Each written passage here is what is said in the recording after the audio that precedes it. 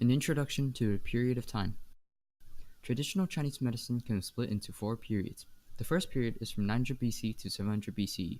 This was the place where all the legends and myths about the three emperors arose. The next period is from 700 BCE to 1700 BCE. Not much focus was on medicine, as wars were more prominent and China was both unified and ununified multiple times. This period was more focused on the work of Bian Qiao, a very famous Chinese physician that has anecdotal evidence that dates all the way back to the 450 BCE. The third period was from 150 to 300 CE. The two very famous physicians from this era was Zhang Zhongjing and Wang Shuhe. Although legends and myths have been written about these two, some stories are in fact real and are not work of fiction. Zhang Zhongjing wrote an important book on dietetics, but he got famous for a treatise on typhoid and other fevers-related issues. However, Shuhe's research over the pulse are what caused him to become an ancient-known physician. The final 1300 years from 300 to 1600 CE is mostly writings or commentaries on teachings from the earlier periods. In the second half of the 16th century, Western medicinal knowledge began to impact how the Chinese thought the human body worked, and from there, the TCM began to change. It all began in 300 BCE, where the first emperor of China, Fuxi, discovered the very famous Ba Gua, 8 trigrams. Fuxi reputedly showed his subjects how to fish, raise domestic animals, and cook, something that was never heard of in China until now. He also discovered the yin and yang within the Ba Gua, which became the basis for all future medicine and practices in TCM. The second emperor was Shen Nong. He reportedly invented a plow, taught his people how to be farmers, and found and tested plants that had curative or poisonous qualities. There is also a book that was allegedly written by him called Ben Cao Jing. It had hundreds of descriptions about herbs. It recorded down their different usage and whether they were categorized as either superior, non-poisonous and rejuvenating, medium, having some toxicity based on the dosage and exerting tonic effects, or inferior, poisonous but able to quickly to reduce fever and help with indigestion. Although his book was allegedly written by him, it is most likely written during the time of Christ, which is 0 AD. The last and the most famous of the three emperors is Huang Di. He is famous for inventing the 9 needles needed for acupuncture that are still being used today. He supposedly also taught his people how to make utensils out of wood, pottery, and metal. In his book, Huang Di Neijing, he mentions and explains how yin and yang is in balance throughout our body, and if that balance is broken, then we will feel ill. He also helped in the invention of a system of currency, composing a lunar calendar, and many other useful systems. A fact that is worth noting is, Chinese medicine has always been about preventing rather than curing. Beliefs about how the body worked. Traditional Chinese medicine believes that the body has qi, vital energy, that circulates through the body like blood. Traditional Chinese medicine focuses more on functions rather than the actual structure and anatomy of the human body. Due to this, traditional Chinese medicine does not have a comparable system of anatomy when compared to the West, such as the human circulatory system. There are several fundamental substances that TCM believes in. These 3 substances are qi, jing, and shen. Qi means the vitality energy which is responsible for aging in our body. Jing means essence. This essence courses through your body and supplies energy to each part. Shen is your mental health. There's also another part to TCM, which is Jingluo or meridians. TCM is also founded on the balance of 5 elements: wood, fire, earth, metal, and water. Internal organs represent the qualities of the different elements. They also have an impact on your body, physically and mentally. Yin and yang is another key part of traditional Chinese medicine. They are conflicted yet interreliant. Yin represents femininity, coldness, compression, darkness, and submission, while yang represents masculinity, expansion, heat, motion, and action. Yin and yang must be in balance or chaos will ensue. Your organ acts as energy channels or hubs that distribute qi and connects all parts of your bodies together through channels called meridians or jingluo. Wood represents element of growth, originality, creativity, and evolution. The internal organs that it represents are the liver and gallbladder.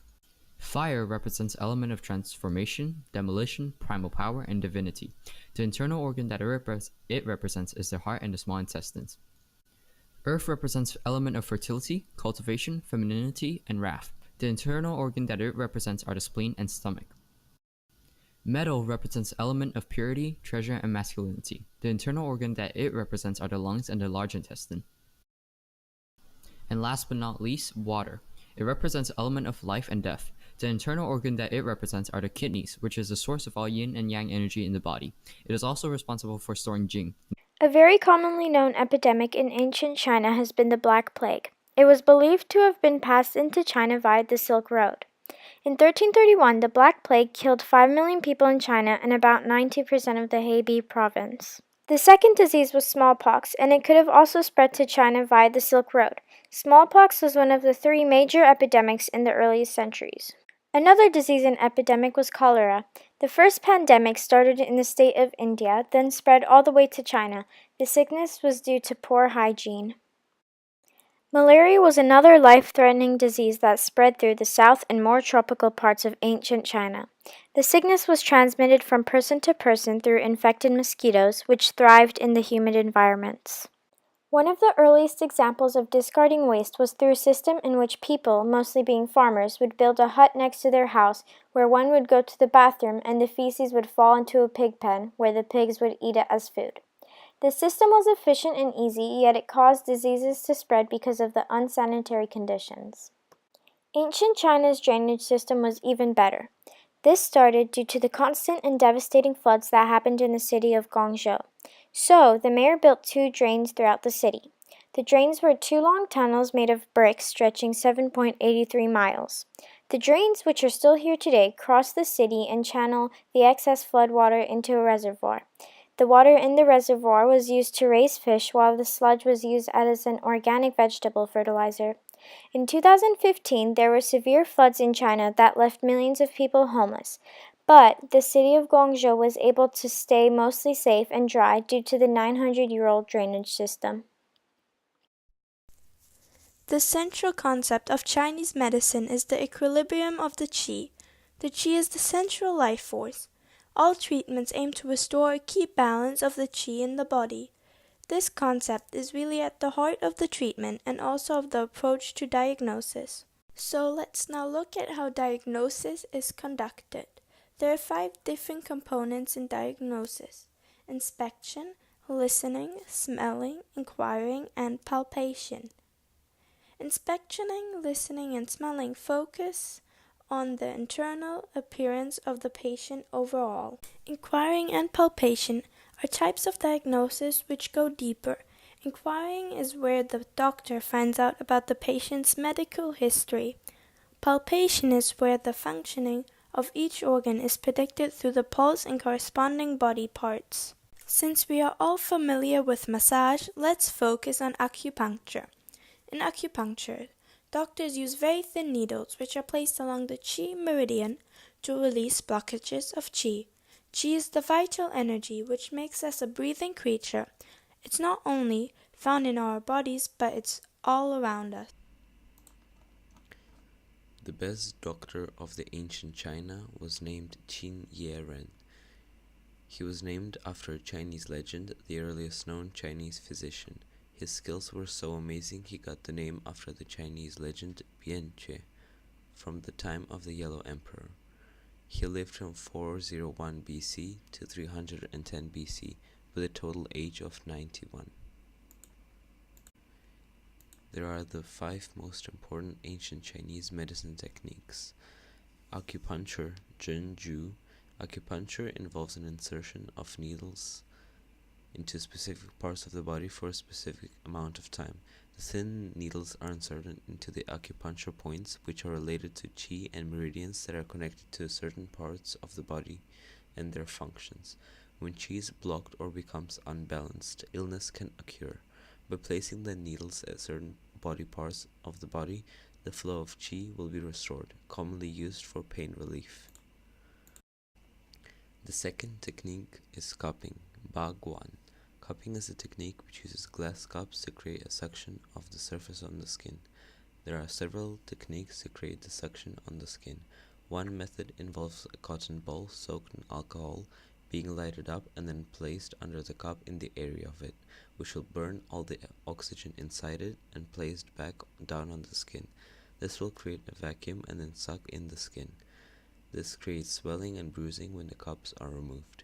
Even though the cups leave bruise marks on the body, it is a relaxing experience. As acupuncture, the cups are placed at certain places to balance out the qi and stimulate blood flow. The third technique is gua sha.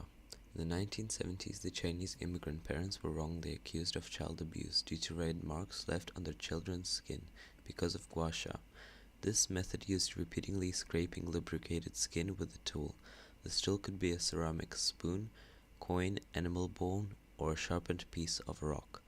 The tool's smooth edge is stroked lightly from the bottom of the spine downwards to create lightly bruised marks. As other Chinese traditional medicine, this technique is believed to release toxins and improve blood circulation in the human body. This process could be quite painful, which increases blood flow to a certain place and relaxes the muscles. These techniques are often used to relieve chronic pain and fever. Technique number 4 is tuina. This literally translates to push and grasp. It is a technique which includes therapeutic massage, which is focused to relieve different problems rather than a use of relaxation.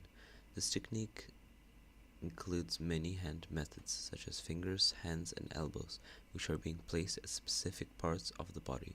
Same as with the other techniques, this is meant to regulate the flow of qi in the body by using acupressure on targeting points and meridians.